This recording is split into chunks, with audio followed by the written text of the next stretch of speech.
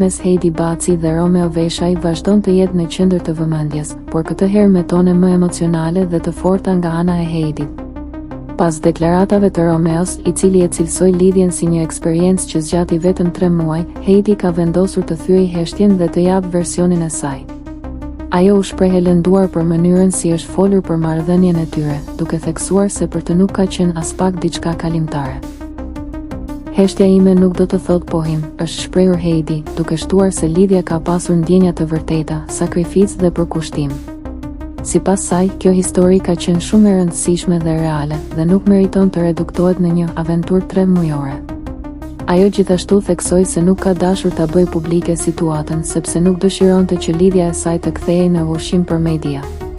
Megjithatë, pas deklaratave të fundit, Heidi ndjeu nevojën të sqarojë këndvështrimin e saj.